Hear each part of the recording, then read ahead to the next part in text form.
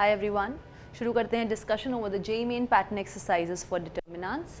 पहला सवाल हमें कह रहा है कि ओमेगा एक complex cube root of unity है। इस बात से ही सारे features related to cube roots of unity दिमाग में आ जाने चाहिए। क्यूब रूट ऑफ यूनिटी का मतलब क्या हुआ कि 1 प्लस ओमेगा स्क्वायर हो जाएगा 0, राइट। इसके बाद वो पूछ रहा है कि वैल्यू बतानी है इस डिटर्मिनेंट की। इस डिटर्मिनेंट में आप हर रो में देख सकते हैं 1 ओमेगा और ओमेगा स्क्वायर बैठा है।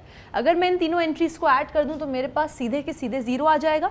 And therefore in this del मैं परफॉर्म करती हूँ column 1 goes to column 1 plus column 2 plus column 3। उससे डेल क्या बन जाता है? फर्स्ट कॉलम बन जाता है 1 plus omega square which is 0, omega plus omega square plus 1 which is again 0, omega square plus 1 plus omega which is again 0 by this property of omega being cube root of unity. बाकी columns as it is, this is omega square 1, omega square 1 omega. अगर एक determinant में एक पूरा column zeros का है मतलब उस डिटर्मिनेंट की वैल्यू है 0 and hence B is the correct option. Okay, easy question. The number of values of k for which this system of equations has infinitely many solutions. अब मेरे पास जो सिस्टम है वो है 2 equations in 2 unknowns x and y. अगर मैं Cramer's rule लगाऊं, Cramer's rule ने क्या कहा था कि this system which is non homogeneous, इसके इन्फाइनाइटली मैनी सोल्यूशंस हैं, मतलब नॉन ट्रिवियल सोल्यूशन एग्जिस्ट कर रहे हैं। इसका मतलब ये कब एग्जिस्ट करेगा? जब d, d1 और d2 तीनों 0 हो जाते हैं, राइट। d मतलब मुझे पता है d इज 0, मुझे पता है d1 भी 0 होगा और मुझे पता है d2 भी 0 होगा अगर इस पर्टिकुलर सिस्टम के इन्फाइनाइटली मैनी सॉल्यूशंस हैं बाय क्रैमर्स रूल। d मतलब determinant of the coefficient matrix k plus 1 8 k and k plus 3। This determinant is 0 along with it d1 मतलब जब आप d के फर्स्ट कॉलम को राइट हैंड साइड वाली entries वाले column से रिप्लेस करते हैं, that means 4k 3k minus 1, next column as it is, ये 0 है एंड d2 इज 0 मतलब d के सेकेंड कॉलम को यहाँ की राइट हैंड साइड वाली एंट्रीज के कॉलम से रिप्लेस करना है, तो क्या आएगा k plus 1 k, first column remains as it is, second column becomes 4k and 3k minus 1. It's very easy to compute the determinant. ये बन जाएगा k plus 1 into k plus 3 minus 8k is 0 and 4k into k plus 3 minus 8 into 3k minus 1 is 0 and 4k, or I should say k plus 1 into 3k minus 1 minus 4k square is 0। अगर इस system of equations के infinitely many solutions हैं तो किस value of k के लिए ये exist करते हैं? उसी वैल्यू ऑफ k के लिए इस सिस्टम के इन्फाइनाइटली मैनी सोल्यूशन होंगे जिस k के लिए d भी 0 होगा, d1 भी 0 होगा और d2 भी 0 होगा। मतलब ऐसा k जो इस इक्वेशन का भी सोल्यूशन हो, इसका भी हो और इसका भी हो, कॉमन सोल्यूशन। जब आप इसको सॉल्व करेंगे तो आपके पास आएगा k बराबर 1 and 3। जब आप इसको सॉल्व करेंगे आपके पास आएगा k बराबर 1 and 2 और जब आप इसको सॉल्व करेंगे आपके पास आएगा k बराबर 1। तो मुझे ऐसा k चाहिए जो तीनों इक्वेशंस का सोल्यूशन हो और वो सिर्फ एक k है which is k equal to 1, right. k equal to 1 ही सिर्फ एक ऐसा k है जो तीनों का सोल्यूशन है, जो d को भी 0 कर रहा है, d1 को भी 0, d2 को भी 0 and hence k equal to 1 के लिए ही इस सिस्टम के इन्फाइनाइटली मैनी सोल्यूशंस होंगे। So your answer is that k should be equal to 1। Okay, fx दिया हुआ है in the form of this determinant of order 3। मुझे पूछा गया है f of 3x minus f of x क्या होगा। उसको निकालने के लिए ऑब्वियसली मेरे को पहले fx को एक्सपैंड करके उसको सिंप्लीफाइड फॉर्म में लाना पड़ेगा ताकि जब मैं x को 3x से रिप्लेस करूं तो मेरे पास f of 3x का एक्सप्रेशन आ जाए। So what is f of x? f of x को अगर आप ध्यान से देखें तो यहाँ पर अगर मैं परफॉर्म करूँ column 1 goes to column 1 plus column 2 plus column 3 तो मेरा डिटर्मिनेंट हो जाता है x plus lambda plus x मतलब 3x plus lambda, x plus lambda plus x फिर से 3x plus lambda, x plus lambda मतलब फिर से 3x प्लस लैम्डा। बाकी दो columns as it is x plus lambda, x plus lambda. Obviously मैं first column से 3x प्लस लैम्डा कॉमन निकाल सकती हूँ,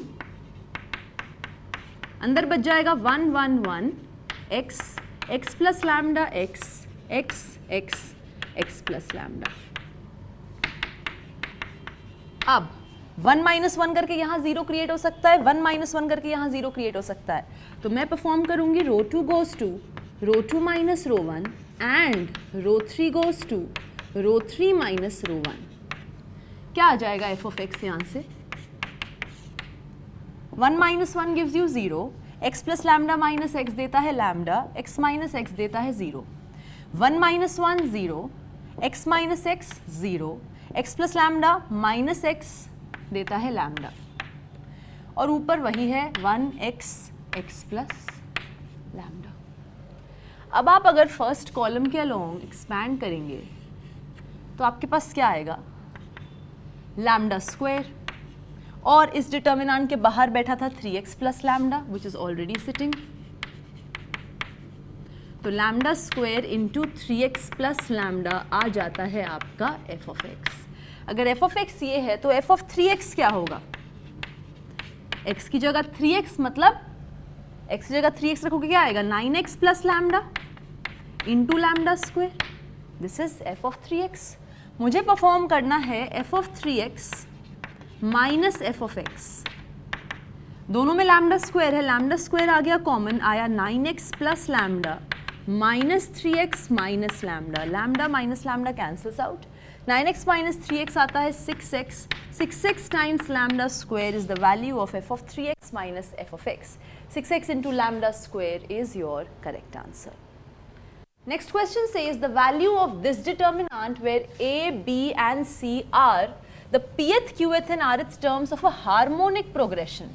अब याद करो कॉन्सेप्ट HP का, अगर a, b, c pth, qth और rth टर्म्स हैं HP के, तो 1 by a, 1 by b, 1 by c pth, qth और rth टर्म्स होंगे इस HP की कॉरेस्पॉन्डिंग AP के।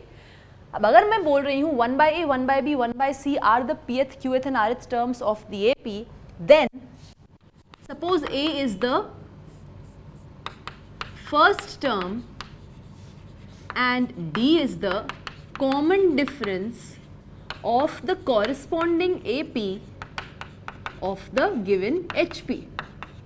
तो 1 by a हो गया pth term of the AP जिसका first term a है, common difference d है, तो क्या हो जाएगा 1 by a? First term plus p minus 1 into common difference, 1 by b हो जाएगा first term plus q minus 1 into common difference, और 1 बाय c हो जाएगा first term plus r minus 1 into common difference. इस डिटर्मिनेंट की value आपको निकालनी है, इसको डेल ले लेते हैं फिलहाल। मेरे पास है BC CA AB, ओके, यहाँ पर है P Q R एंड 1 1 1। अब मैं क्या कर सकती हूँ ऑल्टरनेटिवली, मैं इसको ABC से मल्टीप्लाई करके ABC से डिवाइड कर सकती हूँ, इसको भी ABC से डिवाइड कर सकती हूँ और ABC से मल्टीप्लाई, तब भी ये वही रहेगा, इसको भी ABC से डिवाइड करा, ABC से मल्टीप्लाई किया, तब भी ये वही रहा। एक और ऑपरेशन क्या परफॉर्म किया मैंने इसके अलावा मैंने कहा row 2 goes to row 2 minus row 3, क्यों? उससे p minus 1, q minus 1, r minus 1 create हो जाएगा, जो मुझे चाहिए टू यूज दिस फैक्ट। तो अब डेल क्या बन गया फाइनली? आप देख सकते हैं पहली रो से ABC कॉमन निकल आएगा पूरे डिटर्मिनेंट के बाहर, और BC अपॉन ABC बन जाएगा 1 upon a, CA upon ABC बन जाएगा 1 अपॉन b, और AB अपॉन ABC बन जाएगा 1 अपॉन c। यहाँ आ जाएगा p minus 1, q minus 1, r minus 1, 1 1 1। अब आप परफॉर्म करेंगे row 1 goes to row 1 minus d times row 2। उससे क्या होगा ना, ABC तो बाहर है ही, यहाँ आ जाएगा 1 by a minus d times p minus 1, फिर यहाँ आ जाएगा 1 by b minus D times q minus 1, और इसकी थर्ड एंट्री होगी 1 by c minus D times r minus 1। Right, this is your very first row. यहाँ पर आपके पास बैठा होगा p minus 1, q minus 1, r minus 1, 1 1 1। अब देखो 1 by A minus D times P minus 1 है capital A, 1 by B minus D times Q minus 1 है capital A, 1 by C minus D times R minus 1 है capital ए। तो ये entry capital A है, ये entry capital है, ये entry capital है, तो मेरा ये डिटर्मिनेंट किसके बराबर हो जाता है? Let me write here, A B C बाहर है, capital A capital A capital A 1 1 1 p minus 1 q minus 1 r minus 1। इस पूरी जगह से मैं कैपिटल ए को कॉमन निकाल लूँ तो यहाँ पे बच जाएगा 1 1 1। मेरी दो rows of the determinant same हो चुकी हैं, the determinant will have value equal to 0, so इसकी वैल्यू हो जाती है 0 and that's how you tackle this question. अगला सवाल कहता है x y z है positive numbers such that y and z have 1 and 0 at their units place and del is this determinant। अब units place किसके रिस्पेक्ट में given है वो आपको अगली स्टेटमेंट से समझ आएगा कि del plus 1 is divisible by 10 then x has at its units place what। Basically x, y और z नंबर्स हैं जिनको 10 से डिवाइड किया जा रहा है। जब x को 10 से डिवाइड किया जा रहा है तो क्वोशंट आ रहा है x, रिमाइंडर मुझे नहीं पता कि क्या आ रहा है, सपोज लैम्डा है। लेकिन जब y को मैंने 10 से डिवाइड किया तो y आ रहा है क्वोशंट स्मॉल y और रिमाइंडर क्या आ रहा है 1।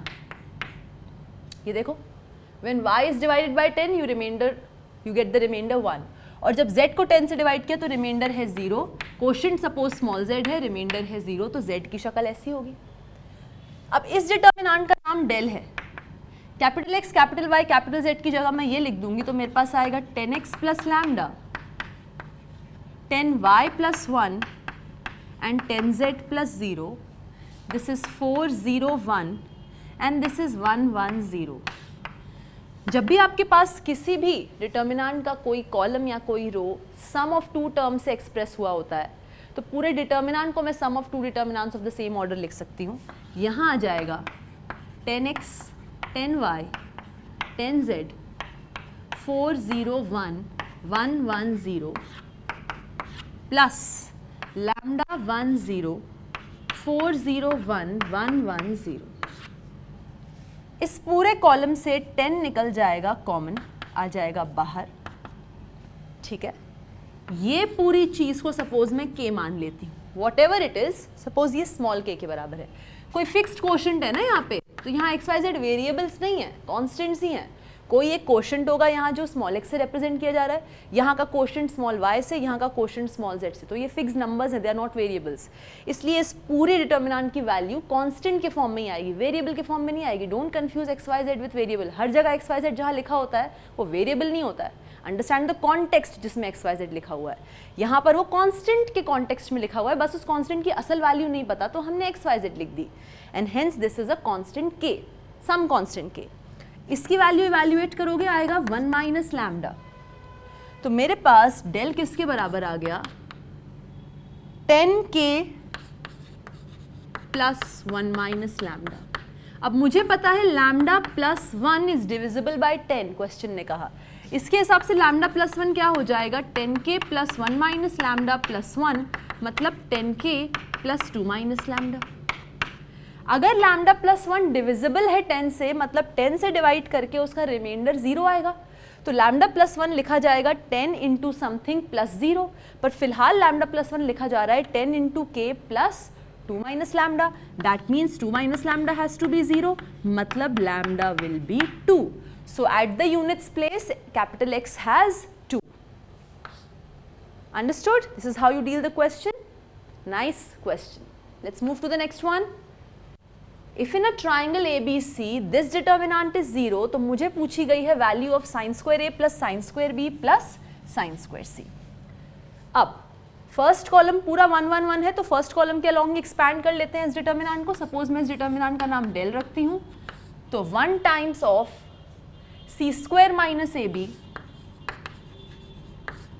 then you have minus 1 times of AC minus B square,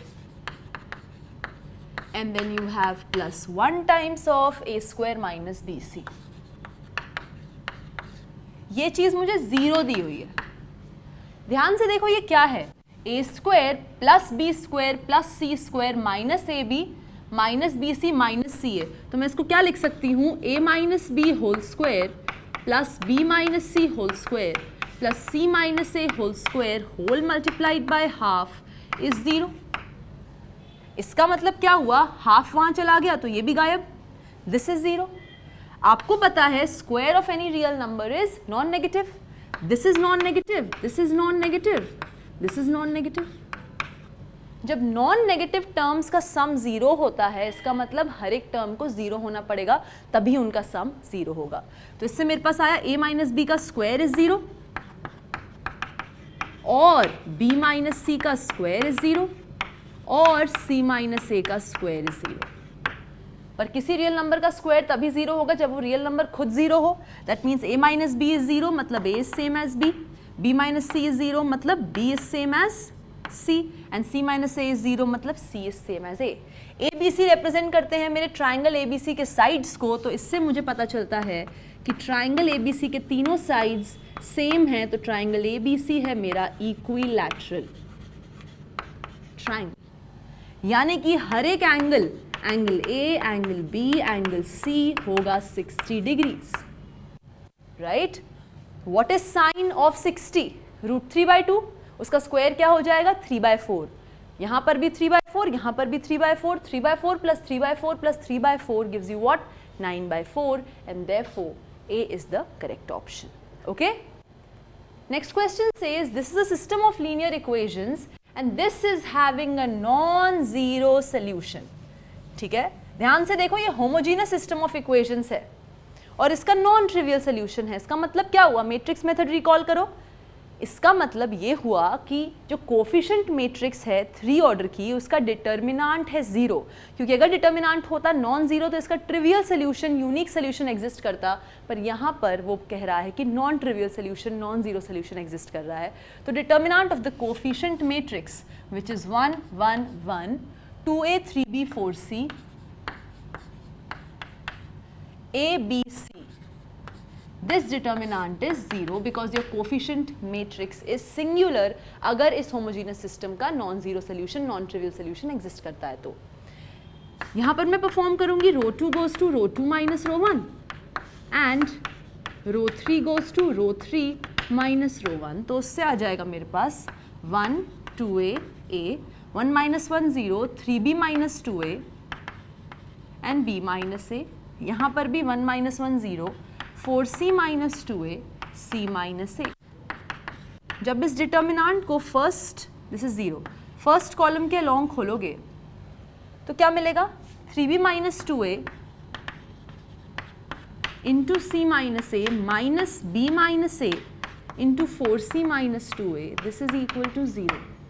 जब इसको सिंप्लीफाई करोगे बहुत आसानी से तो आपके पास आएगा twice of 1/b is 1/a plus 1/c। इससे ये समझ आता है कि 1/a 1/b 1/c AP में है, या फिर ABC जो कि 1/a 1/b और 1/c के रेसिप्रोकल्स हैं, ABC HP में है। मेरे पास ABC के बारे में सवाल था और मुझे मिल गया ABC HP में है, क्योंकि मेरे सोल्यूशन में मुझे मिल रहा था 1/a 1/b 1/c AP में है, तो उनके रेसिप्रोकल्स HP में हो जाएंगे, right. Next question is about determinant involving factorials.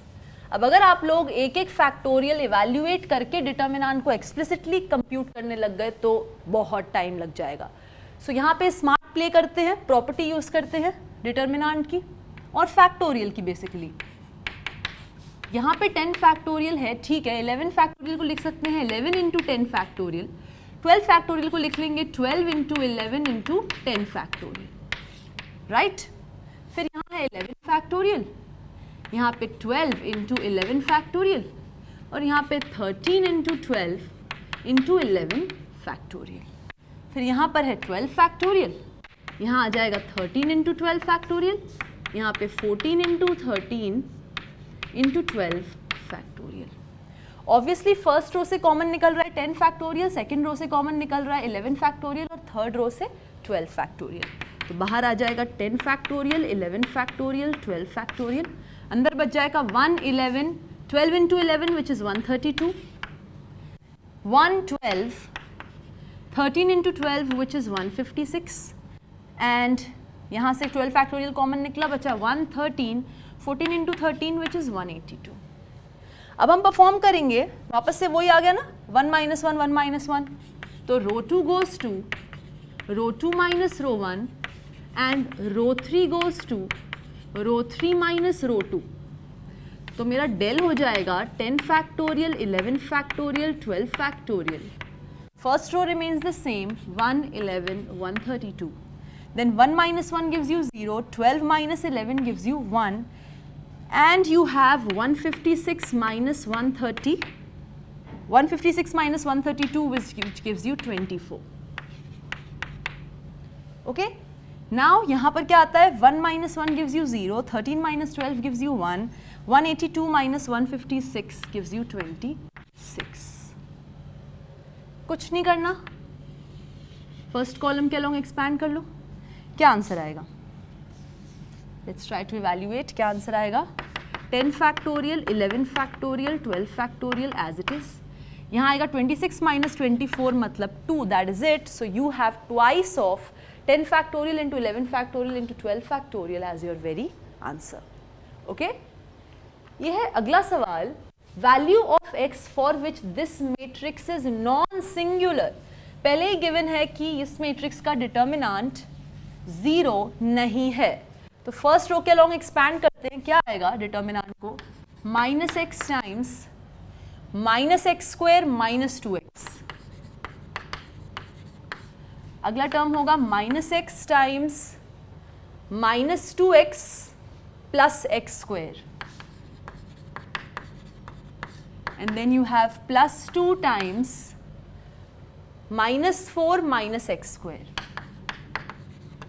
This is not equal to 0 क्योंकि मुझे नॉन सिंगुलर दी हुई है।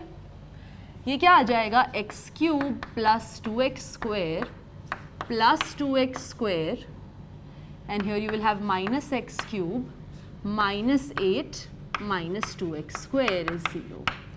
Minus x cube plus 2x square minus 2x square, बचता है 2x स्क्वायर माइनस 8।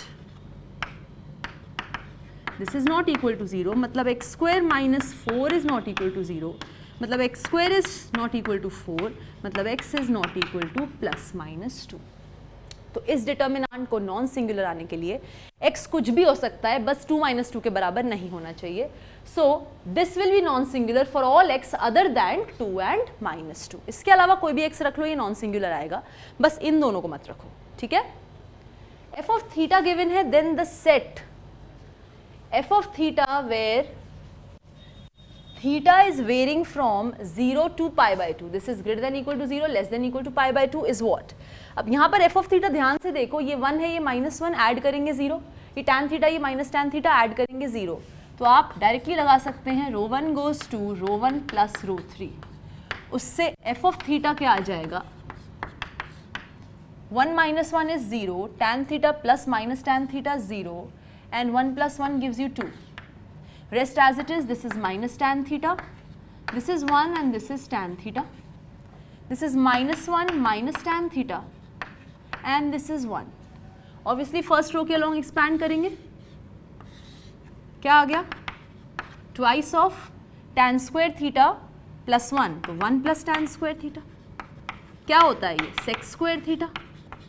अब एक बात बताओ, cos square थीटा हम सबको पता है is less than equal to 1, तो 1 upon cos square theta will be greater than equal to 1, मतलब sec square theta will be greater than equal to 1, so 2 sec square theta will be greater than equal to 2 into 1 which is 2.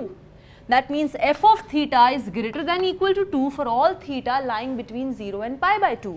तो f of theta कहाँ लाई कर गया, 2, infinity, जहाँ पर 2 included है क्योंकि मैंने इक्वालिटी का साइन लगाया है, and open at infinity because infinity real number होता नहीं, तो हम उसे इंटरवल में कभी भी इंक्लूड करते नहीं। सो एफ ऑफ थीटा इसमें बिलोंग करेगा, and therefore your correct answer is option B. So that's how we accomplish the solution of each question. इसको अच्छे से प्रैक्टिस कीजिएगा। That's it from my side, thank you.